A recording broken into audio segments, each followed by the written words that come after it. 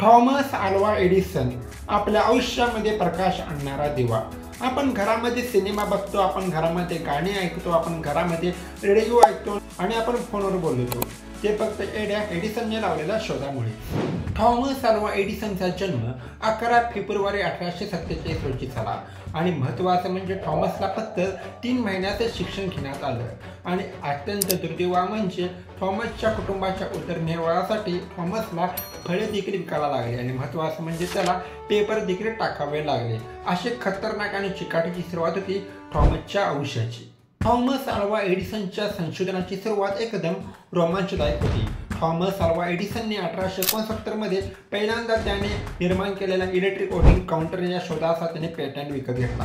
त्याचबरोबर थॉमसने एकाच तारेवरती 2, 4, 6 अशी मेसेज पाठवण्याची पद्धत सुरू केलेली होती आणि महत्त्वाचं म्हणजे त्याने बेल टेलिफोनची देखील निर्मिती केलेली होती। लहानपणी एडिसनच्या आईला वाटायचं की एडिसनने शाळेत जावं आणि एडिसनने शिकावं, परंतु एडिसन पूर्णपणे मतिमंद होता। शेवटी एडिसनच्या आईने एडिसनचे ॲडमिशन एका शाळेमध्ये केलं। एडिसन शाळेमध्ये जाऊ लागला, तो शिकू लागला, परंतु त्याला शिकवतेला काही समजतच नव्हतं कारण की एडिसन पूर्णपणे मतिमंद होता।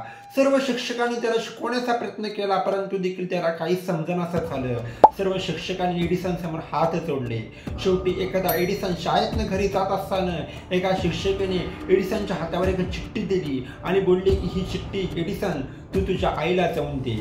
चिठ्ठी घेऊन एडिसन आपल्या घरी आला आणि त्याने ती चिठ्ठी आईच्या हातामध्ये सुपूर्द केली आणि आईला बोलला, आई तुला एक मॅडमने चिठ्ठी दिला बरं का, तू ती चिठ्ठी वाच आणि मला पण समजावून सांग। आई ती चिठ्ठी वाचू लागली। त्या चिठ्ठीमध्ये लिहिलं होतं, तुमचा एडिसन शिकण्याच्या लायकीचा नाही, उद्यापासून तुम्ही तुमच्या एडिसनला शाळेमध्ये पाठवू नका, तो कधीच शिकवू शकत नाही आणि महत्त्वाचं म्हणजे आमची शाळा मतिमंद पोरांना शिकवत नाही। एडिसनच्या आईच्या डोळ्यातनं खळदिशी अश्रू खाली पडलं।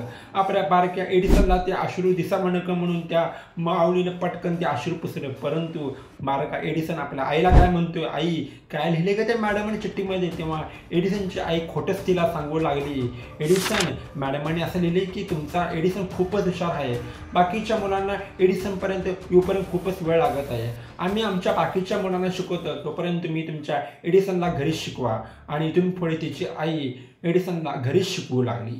आज मतिमंद एडिसन नंतर हजारो प्रयोगांचा सायंटिस्ट झाला। आज आपल्या डोक्यावरती अनेक उजळणाऱ्या लाइटिंगच्या माळा, अनेक उजळणारे लाइटिंगचे बल्ब दिसतात। जर एडिसन जन्माला आला नसता तर आपल्या आयुष्यामध्ये प्रकाश पडला नसता। आज आपण आपल्या धगधगत्या आयुष्यामध्ये अरिजित सिंग, नेहा कक्कर, अजय अतुल आणि श्रेया घोषाल यांची आपण गाणी ऐकतो। जर एडिसनने जर रेडिओचा शोध लावला नसता तर आज आपण आपली आवडती गाणी ऐकलो असतो का? हाच एडिसन एका आईने घडवला। ते म्हणतात ना की आई नाही तर काही नाही, याचं एक जिवंत उदाहरण म्हणजे एडिसनच्या आईने घडवलेला एक सायंटिस्ट।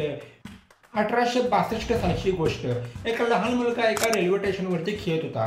तिथून एक भरधाव वेगाने ट्रक येत होता आणि एडिसनने त्या भरधाव वेगाने येणाऱ्या ट्रककडे पाहिलं आणि तो भरधाव वेगाने जाऊन त्या लहान पोरग्याचे त्याने प्राण वाचवले। तो लहान मुलगा होता स्टेशन मास्टर मॅकेझिन यांचा होता। एडिसनने केलेल्या उपकाराची परतफेड म्हणून त्या स्टेशन मास्टरने एडिसनला आगगाडीच्या तारयंत्राचे काम शिकवले आणि त्याच एडिसनला त्या स्टेशन मास्टरने त्याच स्टेशनवरती टेलिग्राफ ऑपरेटर म्हणून त्याने कामाला ठेवले।